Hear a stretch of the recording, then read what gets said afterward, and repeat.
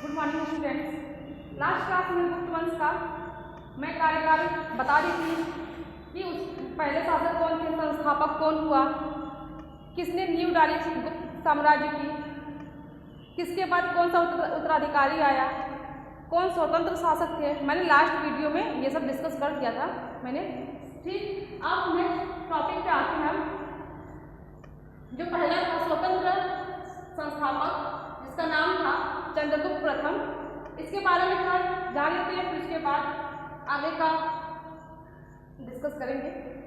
तो चंद्रगुप्त प्रथम का जो कार्यकाल था वो 316 से 335 ईस्वी तक था। ठीक, और यही गुप्त वंश का वास्तविक संस्थापक हुआ। मतलब कौन? चंद्रगुप्त प्रथम।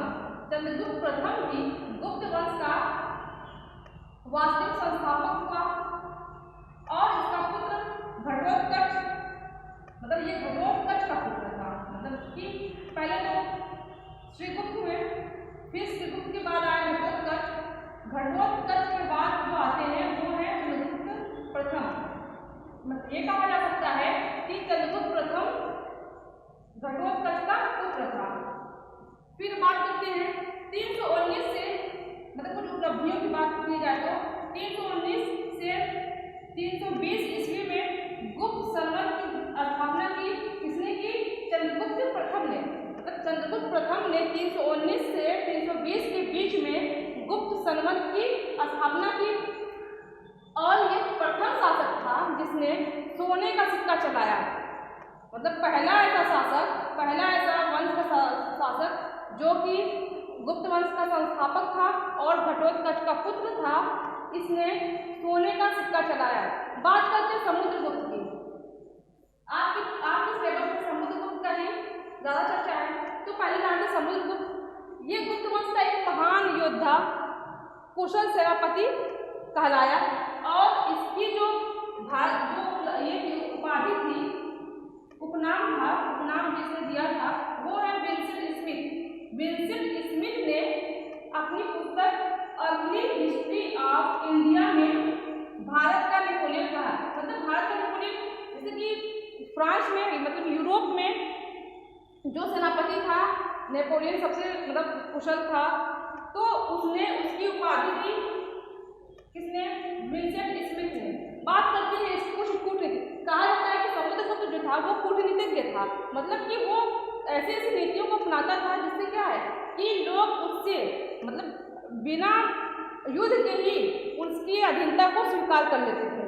तो इसकी कुछ नीतियां थी, दक्षिण पक्ष की जो नीतियां थी, मतलब दक्षिण की तरफ की नीति थी, विजय की नीति। पहला ग्रहण, मतलब कि पहले क्या वो धीरे धीरे घुस के क्या करे, शत्रुओं पर अधिकार कर लेना। फिर नेक्स्ट है जो नेक्स्ट नीति है वो है मोक्ष।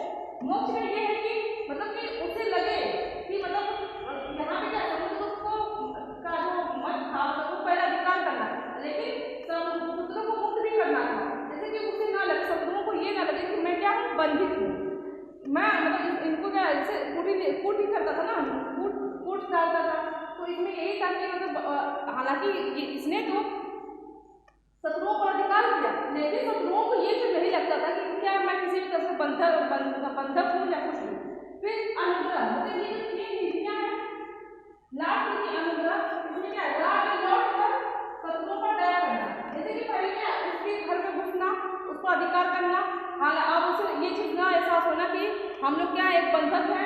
फिर उसके बाद जाकर सिंपैथी भी करना, मतलब अपने जब विजय कर लो सब कुछ आने के बाद जब अपने राज्य में पहुंचता, फिर उसके बाद क्या करता वो राज्य लौट कर मतलब अपनी जगह लौट कर उसके बाद उन शत्रुओं पर क्या करता, दया भी करता। जिससे क्या होता है कि उन शत्रुओं को कहीं से भी नहीं लगता कि हम लोग एक तरह से अधीन में हैं, किसी के अधिकार में हैं या कुछ भी। तो यही चीज नीतियों का इसने जब जितना कार्यकाल जितने समय तक राज्य किया, यही चीज नीतियों पे उसका काम था। फिर आते हैं विजय यात्रा। मतलब ये समुद्रगुप्त की विजय यात्रा थी।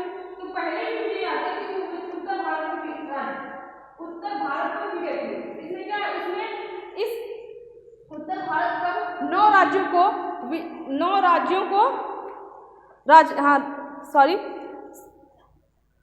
मतलब 9 राजाओं को युद्ध में पराजित कर गए।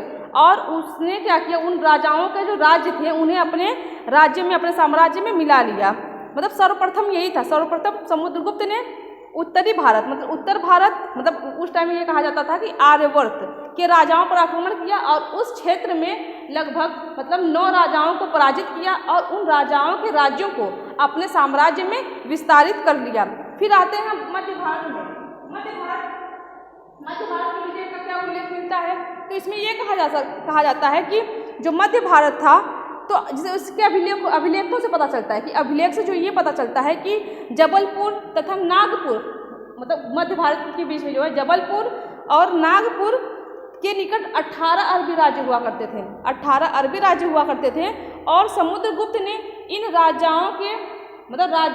राज्यों के राजाओं को पराजित किया, मतलब उन 18 को पराजित किया और उसे अपने राज्य में विस्तारित कर लिया, अपने राज्य में मिला लिया और अपने राज्य को बढ़ा लिया। फिर आते हैं दक्षिण भारत के विजय। दक्षिण भारत के विजय का क्या उल्लेख मिलता है, इसमें कहा जाता है कि लगभग 12 राज्यों को जीतकर अपने साम्राज्य में मिला लिया। मैंने वहाँ पे लिख दिया है कि 12 राज्यों को जीतकर अपने साम्राज्य में मिला लिया। और हालांकि जानते हैं कि जो समुद्रगुप्त कहा जाता है वो एक तरह से कूटनीतिज्ञ था और उसके साम्राज्य मतलब दूर दूर तक थे।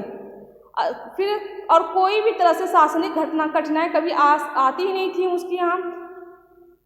फिर बात करते हैं और साथ ही साथ उसका अच्छा व्यवहार, मतलब वो उन राज्यों में सम्मिलित मतलब कि उन्हें अपने राज्य में सम्मिलित नहीं करता और उनके साथ अच्छा व्यवहार कर उन्हें उनके राज्य को लौटा दिया। इन राजाओं ने मतलब समुद्रगुप्त की मतलब अधीनता को खुद ही स्वीकार कर लिया। फिर आते हैं सीमांत प्रदेशों पर विजय। ये सीमांत विजय ऐसा है कि कैसे कैसे अपने राज्य को विस्तार किया, राज्य को बढ़ाया। तो चौथा जो पॉइंट है वो है सीमांत प्रदेशों पर विजय।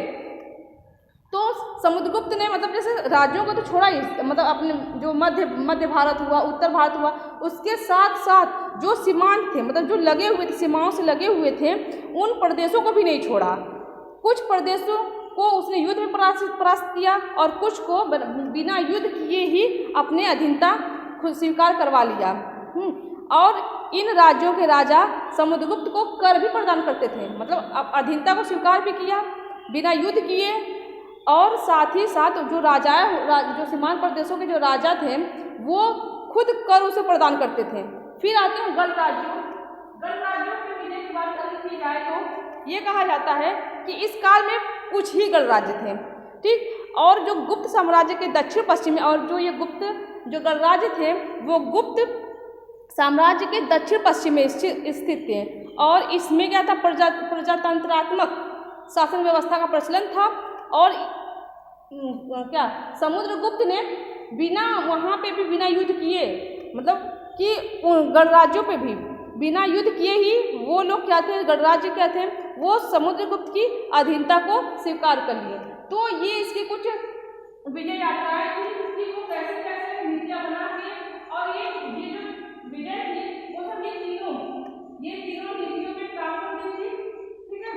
तो यहाँ पे ये कहा जाता है कि अगर देखा जाए तो भारत को तो उत्तर को भी नहीं छोड़ा, कुछ दक्षिण को भी नहीं, बीच में जो बचे मध्य में उसको भी उसने परास्त करके उन राजाओं को परास्त करके अपने साम्राज्य में विस्तारित किया। और साथ साथ जो लगे होंगे सीमांत राज्य थे, सीमांत प्रदेश थे, उन पर भी क्या किया, बिना युद्ध किए अपनी अधीनता को स्वीकार करवाए। क्योंकि कहा जाता है कि जो गुप्त वंश का जो ऐसा शासक था कि जो महान योद्धा और कुशल, मतलब कि उसमें मतलब हर एक चीज़ की कुशल सेनापति, महान योद्धा, कूटनीतिज्ञ की मतलब साथ में रहते रहते ही मतलब अपने राज्य का विस्तार भी कर लिया। और फिर जो समुद्रगुप्त का जो दरबारी था, समुद्रगुप्त के एक दरबारी थे हरिशेन नाम, आप लोग BTC फर्स्ट सेमेस्टर में भी था कि हरिशेन ने जो इलाहाबाद स्थित अशोक का स्तंभ थे उस पर क्या किया, वो समुद्रगुप्त का अभिलेख उस पर गुदवाया। मतलब जो अशोक का लगाया हुआ इलाहाबाद में जो अशोक स्तंभ थे, ठीक, उस पर क्या किया हरिशेन ने, जो उसका दरबारी कवि था, वो समुद्रगुप्त का अभिलेख गुदवाया। और समुद्रगुप्त की प्रशंसा में कुछ मतलब प्रशंसा में लिखा उस टाइम लिखा भी, और यही जो प्रशंसा है जो हम लोग प्रयाग प्रशस्ति के नाम से जानते हैं। मतलब प्रयाग प्रशस्ति क्या है, इसमें ये चीज़ है कि वो जो हरिशेन था, हरिशेन ने समुद्रगुप्त की प्रशंसा में मतलब लिखा उसको कि हाँ ये ऐसे थे, मतलब इनकी उपलब्धियाँ क्या थी, किस स्वभाव के थे, तो उनकी प्रशंसा में जो लिखा और उसे हम प्रयाग प्रशस्ति के नाम से जानते हैं। ये सब आप लोग लास्ट सेमेस्टर में, मतलब बीटी से फर्स्ट सेमेस्टर में ये सब था कि प्रयाग प्रशस्ति किसकी है और किसके लिए लिखा गया है। और यही सब कारण था कि ब्रिटिश का जो इतिहासकार था, यही विंसेंट स्मिथ, जिसे बी स्मिथ के नाम से भी जाना जाता है, और इसकी जो बुक थी अर्ली हिस्ट्री ऑफ इंडिया, तो इसमें क्या था, इसमें उसने भारत का नेपोलियन को उपाधि दी थी, और समुद्रगुप्त जो था सिक्कों का निर्माण करवाया, जिसपे क्या थे, अश्वमेध के घोड़े अंकित थे। जैसे कि ये जो नेपोलियन का जो उपाधि था वो इसलिए था क्योंकि जो नेपोलियन था वो यूरोप का, मतलब यूरोप में फ्रांस का एक महान विजेता तथा सेनानायक था, जो अपने जैसे बाहुबल की वजह से, जो अपने बाहुबल रण कौशल से फ्रांस की सीमाओं का विस्तार किया। सेम ऐसे ही समुद्रगुप्त ने भी अब महान विजेता और सेनानायक होते हुए और अपने बाहुबल और रण कौशल से क्या किया, सारे सीमाओं का, मतलब भारत की सारे सीमाओं का, मध्य भारत का सारे राज्यों का विस्तार किया, और समस्त, मतलब जिस तरह से नेपोलियन ने समस्त यूरोप पर अपनी शक्ति की धाक जमाई थी, मतलब उस टाइम, मतलब बात अगर की जाए, ये स्मिथ की हिस्ट्री, मतलब हिस्ट्री वो थे, इतिहासकार थे, उसमें ये उन्होंने कहा कि जिस तरह से नेपोलियन जैसे अपने रण कौशल और बाहुबल से सीमाओं का विस्तार किया था, और समस्त यूरोप में, मतलब पूरे यूरोप में, फ्रांस नहीं पूरे यूरोप में अपनी शक्ति की क्या किया, धाक जमा दी। सेम एज इट क्या किया, समुद्रगुप्त ने भी वही सारी नीतियाँ, वही सब, मतलब क्या सिमिलरिटी देखा, मतलब कि जो बी स्मिथ ने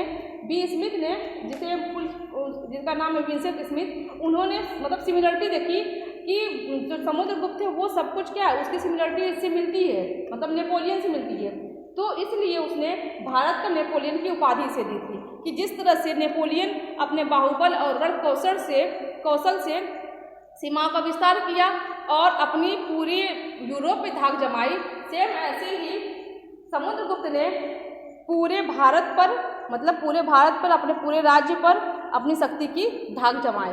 तो ये थी कुछ समुद्रगुप्त की उपलब्धियाँ कि उसने कैसे कैसे किया, और उसका ये जो उपनाम पड़ा वो किस लिए पड़ा, तो हमने बता दिया कि वो बस इसकी जो सारी नीतियाँ थी, सब कुछ क्या था, वो नेपोलियन जो फ्रांस का सेनापति था, ठीक, उससे और सेनानायक था, उससे सेम मिलती जुलती थी, जिसकी वजह से बी स्मिथ ने उसे भारत का नेपोलियन कहा।